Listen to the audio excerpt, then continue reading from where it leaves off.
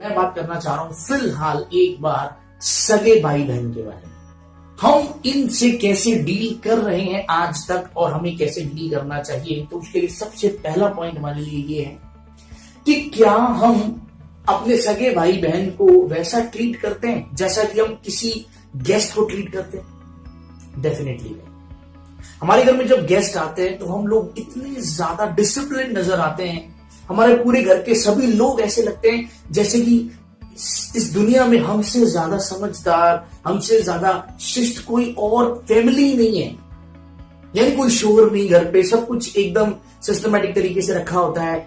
और जब गेस्ट्स के आगे कुछ हम रखते हैं, चीजें परोसते हैं, तो हम बड़े बहुत ही ज्यादा पेशेंस से उन्हीं को बार बार सर्व करते हैं और खुद बार बार एक्टिंग भी करते हैं ना, नहीं नहीं जी हम तो खाया हुआ है जी, तो हमने लिया है बस।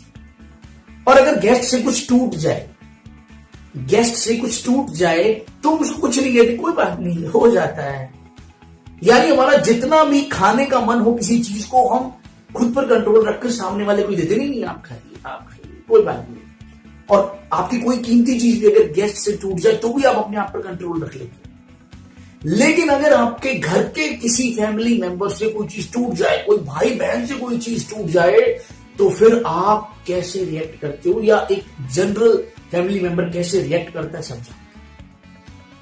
अब सोचने वाली बात है कि हमारी लाइफ में जो गेस्ट आते हैं, जो गेस्ट हमारे घर पर आते हैं, वो कितनी बार आते हैं एक साल में? शायद 2 या 3 बार, 4 बार। लेकिन वो जो फैमिली मेंबर जिसको हम हर बात पे लड़ने के लिए तैयार हैं, मारने के लिए तैयार हैं, उसको नीचा दिखाने के लिए तैयार हैं, वो हमारे साथ रहता है।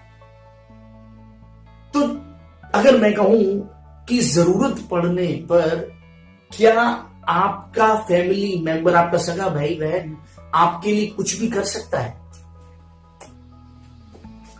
फॉर एग्जाम्पल, अगर मैं कहूं कि अगर आपको भगवान न करे ऐसा कोई एक्सीडेंट हो जाए जिसकी वजह से मान लो कोई लीवर या किडनी, कुछ ऐसा कोई पार्ट जो है वो आपको जरूरत पड़े, तो क्या वो गेस्ट दे देगा?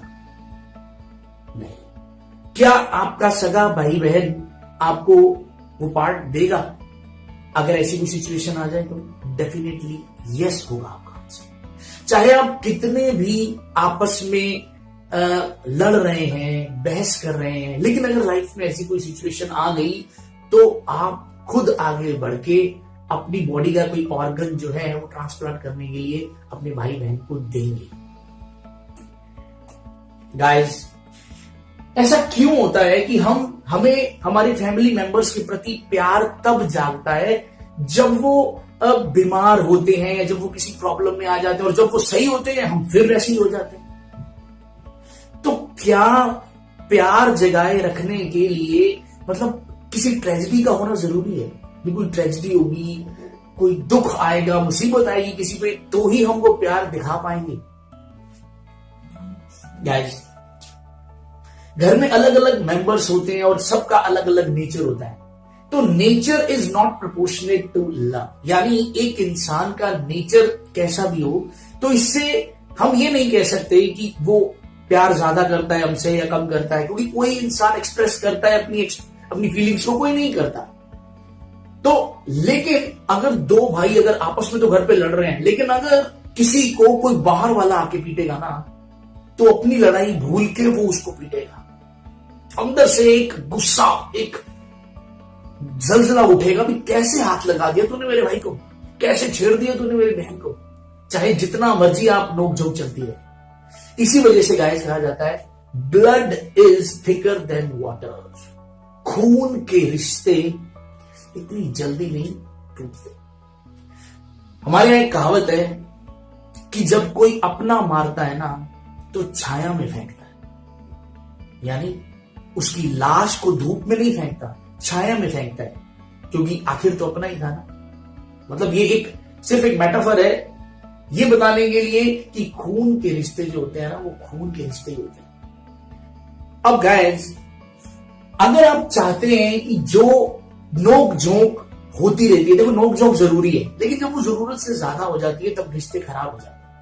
इसीलिए बहुत ज्यादा जरूरी है कि आप इस बात का ध्यान रखें कि आपके फैमिली मेंबर्स को क्या उनकी लाइक्स है और क्या उनकी डिसलाइक्स है। देखो ध्यान सबको है और हम इसका उल्टा यूज करते हैं।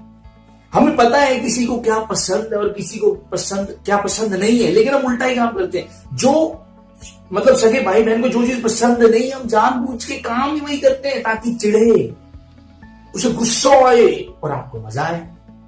तो उल्टा काम कर रहे हैं हम। और किन लोगों के लिए कर रहे हैं? वो लोग जो हमारे लिए जान भी दे सकते हैं, सच में दे सकते हैं। तो कुछ हम उल्टा चल रहे हैं। तो मैं ये नहीं कहता कि जो गेस्ट है उनका आप ऑनर करना, रिस्पेक्ट करना बंद कर दो। नहीं, मैं ये चाहता हूं कि आप जो लोग आपके लिए सब कुछ कर सकते हैं आप उनकी भी एक रिस्पेक्ट करना शुरू करें। कई बार मजाक इतना ज्यादा हो जाता है कि फिर वो कहते हैं ना कि धागे में अगर गांठ एक बार पड़ जाए तो वो बात नहीं रहती।